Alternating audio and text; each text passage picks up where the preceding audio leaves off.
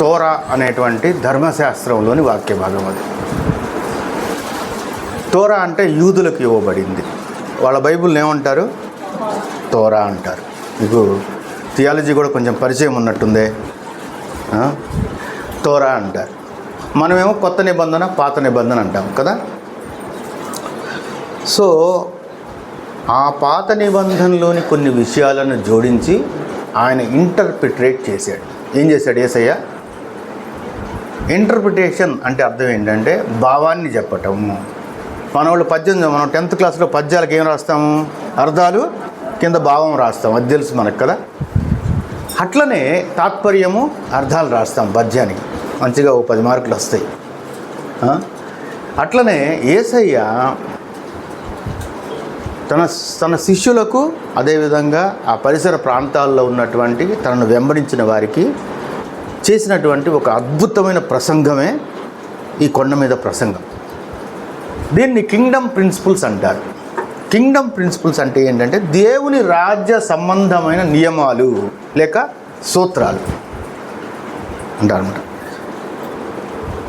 ఈ బోధ మీకేమన్నా అర్థమైందేమో నాకైతే తెలియదు. నేను చిన్నప్పటి నుంచి వింటున్నాను, కానీ నేను అర్థం చేసుకోవడానికి చాలా టైం పట్టింది. ఇక ఈ ఘంటాపాఠంగా నేర్పించడమే సరిపోయింది. కానీ యేసయ్య చెప్పిన ఈ మాటలు ఏమైతే ఉన్నాయో ఆయన రాజ్యానికి అయి పునాదులు. యేసుక్రీస్తు ప్రభు యొక్క రాజ్యానికి అయి పునాదులు. నీ మనస్తత్వం ఇటువంటి మనస్తత్వం కాకపోతే నువ్వు ఆయన రాజ్యంలో ఉండలేవు, ఆయన రాజ్యంలో ఏమడలేవు. అది ఈ మెసేజ్ యొక్క వివరణ ఏంటంటే, ఫైనల్ పాయింట్ ఏంటంటే, నేను ఆచారరీతిగా యేసు ప్రభుని వెంబడిస్తాను, నా బుద్ధిలో ఏ మార్పు ఉండదు, నా జీవితాంతం నేను ఇదే బతుకుతాను అని నువ్వు అనుకుంటే ఎవరేం చేయలేరు దానికి. ఈ కాంటెక్స్ట్ ఎవరికి చెప్పాడో చెప్పమంటారా? ఇదిగోండి, ఈ మాటలు ఎవరికి చెప్పాడో చెప్పమంటారా?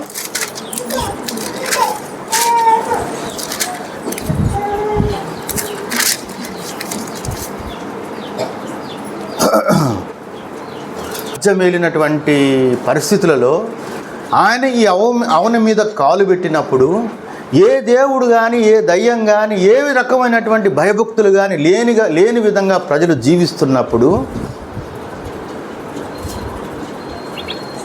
యేసయ్య ఈ మాటలు చెప్పాడు.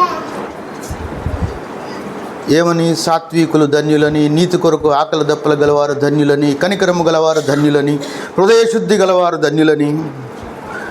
ఈ మాటలు ఎట్టున్నాయో చెప్పమంటారా నన్ను? సినిమా చూసేవాడికి సినిమా చూడొద్దు అన్నట్టు, అబద్ధాలు ఆడేవాడిని అబద్ధాలు ఆడొద్దు అన్నట్టు వాళ్ళకి ఇష్టం ఉంటుందా? చెప్పండి. వ్యభిచారం చేసేవాడిని వ్యభిచారం చేయొద్దు అన్నట్టు, ఓకే, బూతు మాటలు మాట్లాడేవాడిని బూతు మాటలు మాట్లాడొద్దు అని అన్నట్టు, ఏంటి, చెడు పనులు చేసేవాడిని చెడు పనులు ఒక్కొక్క ఆయనకి 2-3 ఈజీగా ఉండేవాళ్ళు. ఒక్కొక్క ఆయనకి వినాలి నా టాపిక్ వినాలి. ఒక్కొక్క ఆయనకి 2-3 ఈజీగా ఉండేవాళ్ళు అనమాట. ఏంద్రా వీళ్ళు 2-3 చేసుకుంటున్నారు అని నేను ఆశ్చర్యపోయాను అనమాట. అంటే అది కల్చర్ అంతే. అక్కడ 2-3 చేసుకోవటం పెద్ద తప్పేం కాదు, చేసుకుంటారు అంతే. అట్టనే యేసుక్రీస్తు ప్రభువారు భ్రష్టత్వంలో, సంస్కృతి లేకుండా, సాంప్రదాయం లేకుండా, పద్ధతి లేకుండా, నీతి లేకుండా, నియమం లేని సమాజానికి కొత్త హద్దులతోటి, కొత్త విషయాలతోటి ఆయన దేవుని రాజ్యం గురించి ప్రకటించడం ప్రారంభించారు. దేవుని రాజ్యం ఎలాంటిది? ఈరోజు నువ్వు ఈ విధంగా ట్రైన్ కాకపోతే, ఈ విధంగా అలవరుచుకోకపోతే నీ మనస్తత్వాన్ని, నువ్వు దేవుని రాజ్యంలో ఉండలేవు, దేవుని రాజ్యంలో ఇమడలేవు. అది వర్తమానం యొక్క ఉద్దేశం.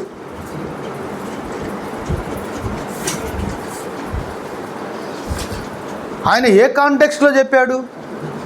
అతి కఠినమైనటువంటి పరిస్థితుల్లో చెప్పాడు. మనకు ఒక సంస్కృతి ఉంది, మనకు ఒక సాంప్రదాయం ఉంది, మనకు ఒక నియమం ఉంది, మనకు ఒక కట్టుబాటు ఉంది, మనకు ఒక పద్ధతి ఉంది. ఇప్పుడు లోకంలో కదా, లేవా? మంచి కట్టుబాట్లు ఉన్నాయి కదా. కానీ అవేవి లేని రోజుల్లో చెప్పాడు. ఈరోజు ఈ విలువలకు, ఈ గుణగణాలకు దేవుని సంఘం దూరం అయి ఉంది. అది నా ఉద్దేశం. దేవుని ప్రజలని చెప్పుకున్నవారు మేము దేవుని బిడ్డలమని చెప్పుకునేవారు ఈ విలువలు లేనివారుగా ఉన్నారు, ఈ మనస్తత్వం లేనివారుగా ఉన్నారు. అది గ్రహించాలనేటువంటిది నా ఉద్దేశం.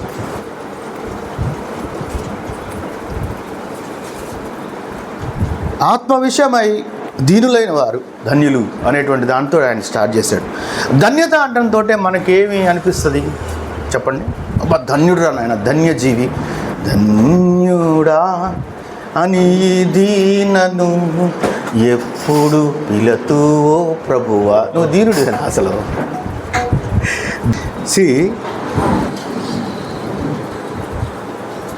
ఈరోజు ఆశీర్వదించబడిన వాడంటే ఎవడు? ఒక బీద సేవకుడిని చూసి ఎవరైనా ఆశీర్వదించబడ్డాడని అంటారా? మాసిపోయిన సొక్కా వేసుకొని, మాసిపోయిన ప్యాంట్ వేసుకొని, ఓ సంచి తగిలించుకొని ఏమీ లేనివాడుగా ఉంటే అతన్ని ఎవరైనా గౌరవిస్తారా? చెప్పండి, ఎవరైనా గౌరవిస్తారా అతన్ని? మీకు ఒక విషయం తెలుసో తెలీదో, ఈ భూలోకంలో మీరు ఏదైతే విలువ కలిగింది, ఏదైతే అర్హత అనుకుంటారో పరలోకంలో దానికి అర్హత కానీ విలువ కానీ ఉండదు. భూలోకంలో మీరు దేనికైతే విలువలు ఆపాదిస్తారో, దేనికైతే అర్హతలను ఆయన గుర్తిస్తారో వాటికి పరలోకంలో ఏ విలువ ఉండదు. నీకు ఎలా తెలుసారంటారా? లాజరు ఏమాత్రపోడు. లాజరు స్థాయి ఏంటి? లాజర్ను చూసి ఎవడైనా దేవుడిని నమ్ముకుంటాడా? ఎవడన్నా దేవుడిని నమ్ముకుంటాడు? లాజర్ను చూసి ఎవడు కూడా దేవుడిని నమ్ముకోడు. ఎప్పుడన్నా డీప్గా ఆలోచించారా? లాజరు ఎవరు? దిక్కుమాలినోడు. లాజరు ఎవరు? పరాన్న జీవి, కింద పడ్డ మొక్కలు తినేవాడు. ఆయన ఎవరికి సాక్షిగా ఉంటాడు? డబ్బు ఉండాలి, కారు ఉండాలి, సూట్ ఉండాలి, బూట్ ఉండాలి, పెద్ద చర్చ్ ఉండాలి. ఇల్లు కదా. ఇప్పుడు ఆశీర్వాదం అంటే ఏంది? వచ్చిన వాళ్ళందరికీ బాగా డబ్బుల మూటలు కట్టి పెట్టేవాడు కదా ఆశీర్వదించేవాడు అంటే. ఇది ఆశీర్వాదం? క్రైస్తవ సమాజము దారి తప్పింది.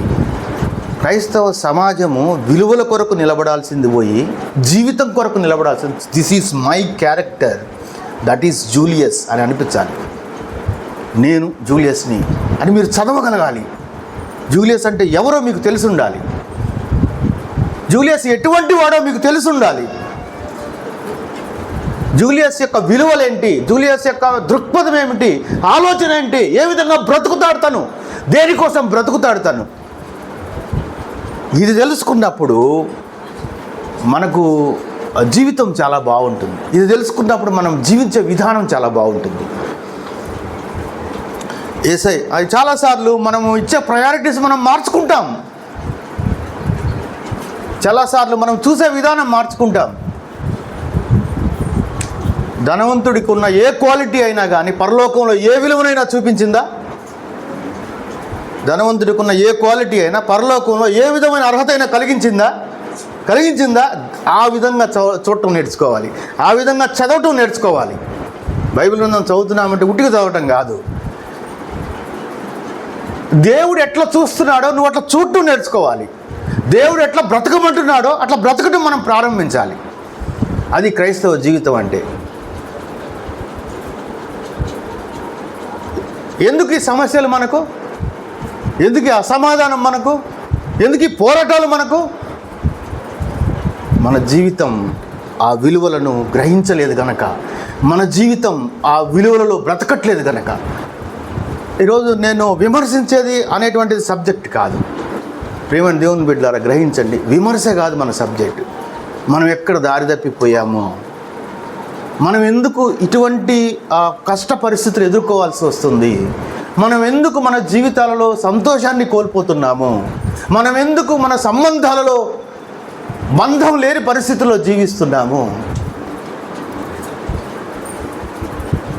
అనేటువంటి దాని యొక్క లో నుండి వచ్చినటువంటి మాటలు ఇవన్నీ కూడా.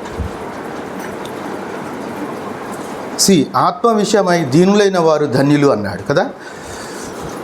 ఆత్మ విషయమై దీనత్వం అంటే ఏంది చెప్పండి? ఆత్మ విషయమై దీనత్వం అంటే ఏంది? మా మామని అడిగితే అద్భుతంగా పండించేస్తాడు దీనత్వాన్ని. పండించేటువంటి క్రమంలో అశోక్ తప్ప వేరే వాడు లేడు అనే క్రమంలో జీవిస్తాడు. నీకు నాకు చేత కాదు ఆర్ట్. అట్లా జీవించటం. అయితే ఇక్కడ దీనత్వం అంటే ఏంటో మీరు అర్థం చేసుకోవాలి. Kingdom, other than that there is no everlasting life, other than that there is no నిత్య జీవం.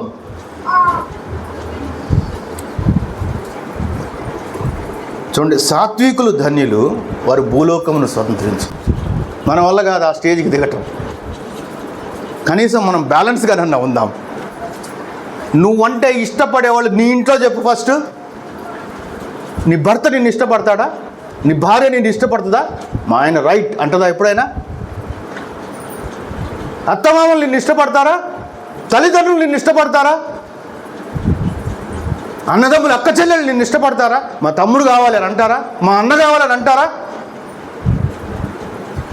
ఏం బతుకులు బతుకుతున్నాం మనం? ఏంటి మన జీవితం? ఎందుకు ఆ గుణం మనకు? పెద్దలను గౌరవించటం, పెద్దలను ప్రేమించటం, పెద్దలకు పరిచర్య చేయటం, పెద్దలతో మన్నిక కలిగి ఉంటాం. ఇవన్నీ ఏవి? ఈరోజు పెళ్ళి అవటంతో చాలు ఏం చేస్తారు? దానికి ఈ ముసలి తల్లిదండ్రులు కూడా వత్తాసు పలుకుతారు అమ్మాయి తరపున. పెళ్ళి అవటంతో చాలు ఇక వాళ్ళు అంతా తెలిసిన వాళ్ళలాగా బతుకుతుంటారు. ఎందుక కర్మ? ఎంత క్యాలిబర్ ఉంటుంది తల్లిదండ్రి మనతో ఉంటే, ఎంత ఆదరణ ఉంటుంది. మేము దూరంగా పోయి బతుకుతున్నాం కాబట్టి మాకు తెలుసు ఆ బాధ ఏంటో. ఒక్కళ్ళమే ఉంటాం మేము, ఒక ఎవ్వరు లేడు, ఎవరు లేరు మాకు. తెలిసిందా? నిన్ను నిన్ను నిన్ను ఇష్టపడేవాడు లేనప్పుడు నీలో సాత్వికత లేదు అని నువ్వు అర్థం చేసుకోవాలా. నిన్ను ఇష్టపడాలి ప్రజలు. మనము మనకున్న పరిశుద్ధతను బట్టి కొద్దిమంది మనలను ఆ క్షణానికి వ్యతిరేకించిన మనమే కరెక్ట్ అంటారు ఎప్పుడైనా కానీ. అది గుర్తుపెట్టుకోండి. నీతి కొరకు ఆకలి దప్పులు గలవారు ధన్యులు. ఎవరంటారు?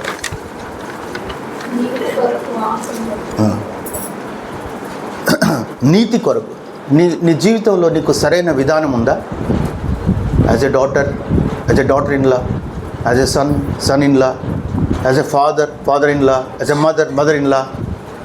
నీ జీవితంలో నీకు సరైన దృక్పథం ఉందా? నీ రెస్పాన్సిబిలిటీస్లో నువ్వు నీతి కలిగి ఉంటావా? న్యాయం కలిగి ఉంటావా? మన బతుకంతా అవినీతి బతికే. ఊరకు వచ్చిందంటే ఫినాయిల్ కూడా తాగుతారని సామెత ఎందుకు వచ్చింది? డబ్బులు దొరికిన జేబులో పెట్టుకుంటాము, వస్తువులు దొరికిన జేబులో పెట్టుకుంటాము. ఎవరెవరి మనకెందుకై చెప్పు? రోడ్డు మీద ఉన్నంత మాత్రాన వాటిని ఆశించాలా? నీ పొరుగు అనేది ఏది ఆశించొద్దు అన్నాడు దేవుడు. అసలు నీతి ఏది నీలో? న్యాయం ఏది నీలో? ధర్మం ఏది నీలో? దేవుడు నీతిని, న్యాయాన్ని, ధర్మాన్ని కోరుకుంటున్నాడు. నువ్వు పన్నులు కట్టమని కోరుకుంటున్నాడు. నీ రెస్పాన్సిబిలిటీస్ నువ్వు నెరవేర్చమని అడుగుతున్నాడు. As a student you have to study well. ఒక విద్యార్థిగా నువ్వు చక్కగా చదువుకోవాలి. As a wife you have to keep your house well. ఒక భార్యగా నీ ఇంటిని నువ్వు సర్దుకోవాలి.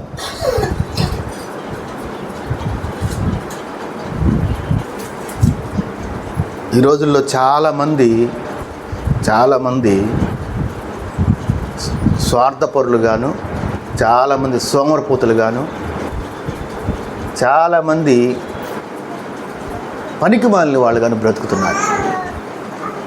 Today that is their life. దేవుడు అంటున్నాడు, నువ్వు ఉచితంగా ఏది తీసుకోవద్దు. చాలా చాలా చాలా వెరీ రిఫైనరీ థాట్ అండి. ఉచితంగా తీసుకోవటం అన్యాయం. ఉచితంగా తీసుకోకూడదు. ఉచితంగా వచ్చిందంటే మనకెంత దావా. లంచాలు ఇవ్వకూడదు. ఏంటి? మంచి జీవితం జీవించాలి, తప్పులు చేయకూడదు అని నిర్ణయించుకోవాలి. I don't want to do mistakes అని నిర్ణయించుకోవాలి. నువ్వు మంచి చేయాలి, జీవితంలో న్యాయంగా జీవించాలి. ధర్మం అనుసరించాలి, పెద్దలకు లోబడాలి. ఈరోజు నీతి కొరకు జీవించే వాళ్ళు ఎవరున్నారండి?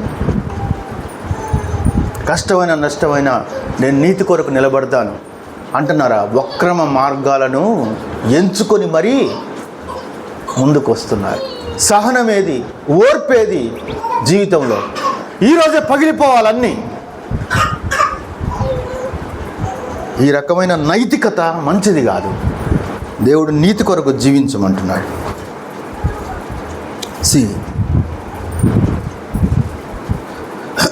హృదయశుద్ధి గల వారు ధన్యులు, వారు దేవుని చూచెదరు అన్నాడు. మనము దేవుని చూడటానికి వెళ్తున్నామా, లేకపోతే ఏడే ఉండటానికి నిర్ణయించుకున్నామా? చెప్పండి. ఆడపిల్లలు కానీ మగపిల్లలు కానీ తమ హృదయాలు పవిత్రంగా ఉన్నాయండి. ఎందుకు లవ్వులు, ఎందుకు మోసాలు? చిన్నప్పుడే పెద్దవాళ్ళ జీవితాన్ని గురించి బరువు మొయ్యటాలు. ఒకరోజు నేను ఒక కాన్ఫరెన్స్కి వెళ్ళాను. నేను కూడా మీలాంటి యవనస్తుండే. నాకు కూడా ఇటువంటి కోరికలు ఉన్నాయి. ఎందుకంటే నేను మానవ మాత్రుని కదా. నేను కూడా మానవ ఒక స్త్రీ కడుపున పుట్టినవాడినే కదా. ఆ కాన్ఫరెన్స్కి వెళ్ళినప్పుడు 800 మంది విద్యార్థులు ఉన్నారు ఆ కాన్ఫరెన్స్లో.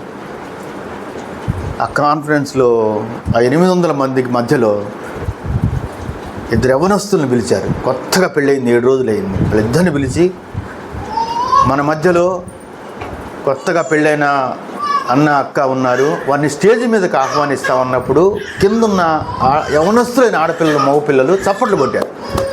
నాకు అప్పుడు అనిపించింది, కాబట్టి నా వివాహం అనేటువంటి దేవుడికి అప్పగిద్దామని అనుకున్నాను. నేను ఎవరిని చేసుకోవాలనే విషయాన్ని దేవునికి అప్పగిద్దామని అనుకున్నాను.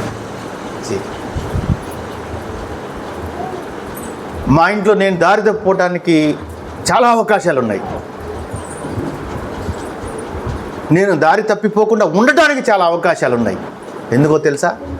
నిక్కచ్చైన జీవితం జీవించారు నా ముందున్న మా మేనమావల ముగ్గురు. తొణికిసలాడకుండా జీవించారు. మా సుధామామ అయితే మరీ అసలు చీల్చి చెండాడతాడు, తీసిన దగ్గరే తాట తీస్తాడు.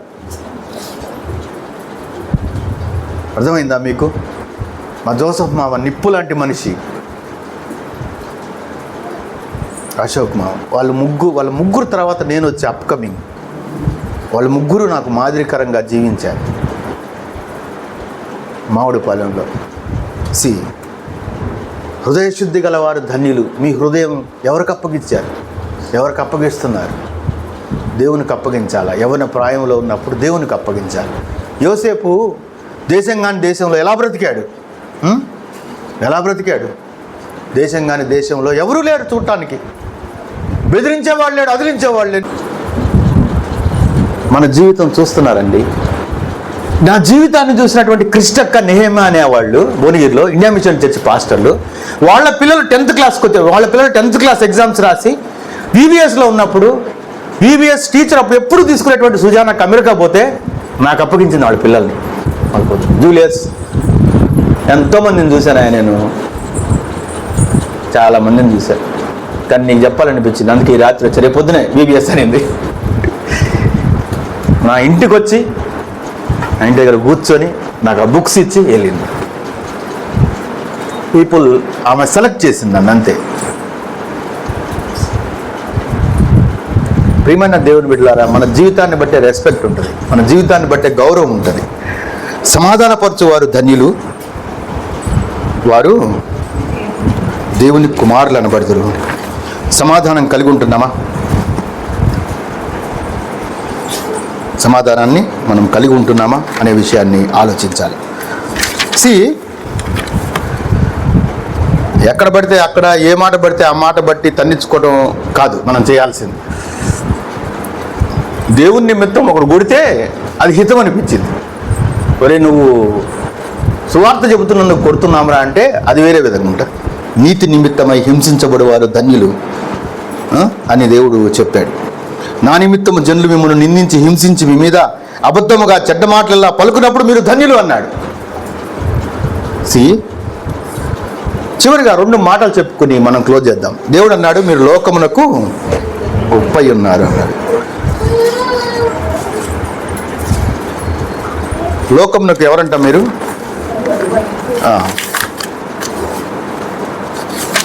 ఉప్పు అంటే ఏంటి? ఉప్పు రుచినిస్తుంది. వెలుగై ఉన్నారు అని కూడా చెప్పాడు కదా. ఇప్పుడు ఏమంటున్నాడు అంటే,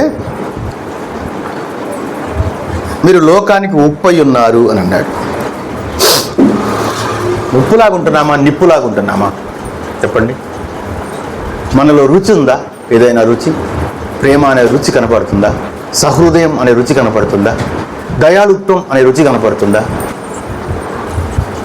ఎలా మనం జీవిస్తున్నాం ఈ లోకంలో? చెప్పండి. ఉప్పు కొంచెమే. అలాగే దేవుడు కూడా చెప్పాడు, ఇరుకు మార్గంలో ప్రవేశించేవారు కూడా కొద్దిమందే అని అన్నాడు. ఉప్పు తన గుణాన్ని కోల్పోతే అది ఎందుకు పనికిరాదన్నాడు. క్రైస్తవ్యము ఆచారాలతో కూడుకున్నది కాదు. ప్రతి ఆదివారం వచ్చి బలలో పాల్గొనటం, ప్రతి ఆదివారం వచ్చి చందా ఇయటం, వీటితో కూడుకున్నది కాదు. క్రైస్తవ్యం విలువలతో కూడుకున్నటువంటిది. నువ్వు ఈ లోకానికి రుచినిచ్చేవాడివిగా ఉండాలి. ఇది మా పలానా వాళ్ళ కులం, మతం అని కాదు ఇక్కడ ఉద్దేశం. అవసరం వస్తే వాటిని తెగించాల్సినటువంటి అవసరం ఉంది. మేము క్రైస్తవులం, మేము దేవుని బిడ్డలం, దేవుని కొరకు జీవిస్తాం, రిజర్వేషన్ కోసం కాదు అని చెప్పాలి. దో మెనీ థింగ్స్ ఆర్ దేర్. మిమ్మల్ని నేను రిజర్వేషన్ వదులుకోండి అని చెప్పట్లా. కానీ ఒకవేళ సాక్ష్యం ఇవ్వాల్సి వస్తే ఆ స్థాయికి రావాలి. దేవుడు అన్నాడు, మిమ్మల్ని నేను వెలుగుతో పోల్చాను అన్నాడు కదా. వెలుగు గురించి చెప్తూ, అది ఇంటి నుండి వారికి వెలుగిచ్చుటకై దీపస్తంభం మీద పెట్టిన మనుషులు మీ సత్క్రియలను చూచి అన్నాడు. ఇప్పుడు చెప్పండి, ఇంతటితో క్లోజ్ చేద్దాం. మీ సత్క్రియలను చూచి అన్నాడు. సత్క్రియలు అంటే ఏంటి? జనానికి తెలిసింది ఏంటంటే, సత్క్రియలు అంటే ఆనాడు పుణ్యక్షేత్రాలకు వెళ్ళటము, దాన ధర్మాలు చేయటము, ఇంకా నదుల్లో మునిగి రావటం అనేటువంటి సత్క్రియ. దేవుడు ఆ రకమైనటువంటి సత్క్రియలు కోరుకోవట్ల. ఆచార వ్యవహార సంబంధమైనటువంటి సత్క్రియలు దేవుడు నీలో నుంచి నాలో నుంచి కోరుకోవట్లేదు. సత్క్రియలు అంటే ఏంటంటే మంచి పనులు చేయటాలి అంతే. డూ గుడ్ థింగ్స్, మంచి పనులు చేయటం.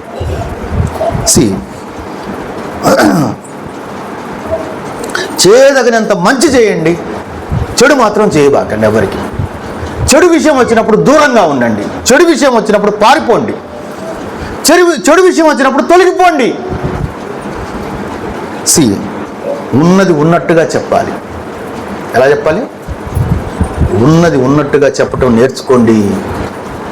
చిన్నప్పుడే నా హృదయాన్ని, నా జీవితాన్ని దేవుని మాటలు ప్రభావితం చేశాయి.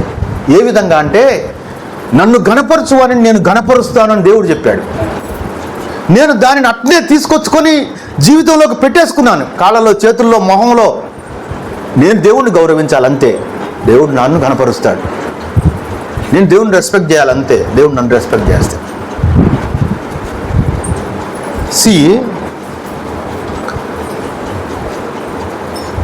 సత్క్రియలను చేయండి అని వెలుగు ఫలమేమనగా సత్క్రియలను ఎఫెసీయులకు రాసిన పత్రికలో చెప్పాడు.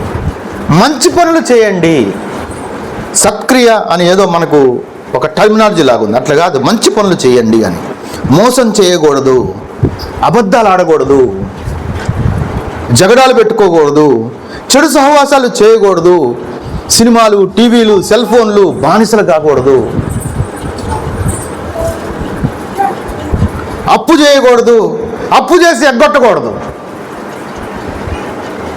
లంచాలు తీసుకోకూడదు, వ్యభిచారం చేయకూడదు, ఓటుకు డబ్బులు తీసుకోకూడదు, ఓటుకు బిర్యానీ పొట్లాలు, క్రికెట్ కిట్లు, మంచిగా చదువుకోవాలి, టైం పాస్ చేయకుండా బ్రతకాలి. ఇప్పుడు మీకు సత్క్రియలు అంటే ఏంటో అర్థమైందా? సత్క్రియలు చేయటం అంటే ఏంటో అర్థమైందా? దేవుడు ఈ లోకంలో తాను మహిమ పొందటానికి మనల్ని ఇది ఆశిస్తున్నాడు. మనం బైబిల్ తీసుకొని రావటాన్ని కాదు, మనం ముసుగేసుకొని కూర్చోటాన్ని కాదు, మనం క్రైస్తవులమని ఒక టైటిల్ తగిలించుకోవడానికి కాదు. దేవుడు ఇవి మన దగ్గర నుంచి ఆశిస్తున్నాడు. ఇవి లేకపోతే ఆ క్రైస్తవ్యం అనేటువంటి దండగ, ఆ క్రైస్తవ్యం అనేటువంటిది అవసరం లేదు. ఇలా ఆయన చాలా విషయాలను ఈ 5వ అధ్యాయం నుండి 7వ అధ్యాయం లోపు తనంతటి తానుగా ఇంటర్ప్రిటేట్ చేశాడు, అంటే భాష్యం చెప్పాడు. మనం కూడా వాక్యాన్ని ఏం చేస్తున్నాం? అర్థం వివరించి అర్థం బోధపడేటట్టుగా చేస్తున్నాం. ఈ రకమైనటువంటి స్వభావం లేకుండా, ఈ రకమైనటువంటి యాటిట్యూడ్ లేకుండా, ఈ రకమైన క్రియలు లేకుండా నువ్వు దేవుని రాజ్యంలో ప్రవేశించలేవు, దేవుని రాజ్యంలో జీవించలేవు. అది మనం తెలుసుకొని దేవుని మహిమ కొరకు జీవించాలి. దేవుడి కొన్ని తలంపులు మన కొరకు దీవించును గాక.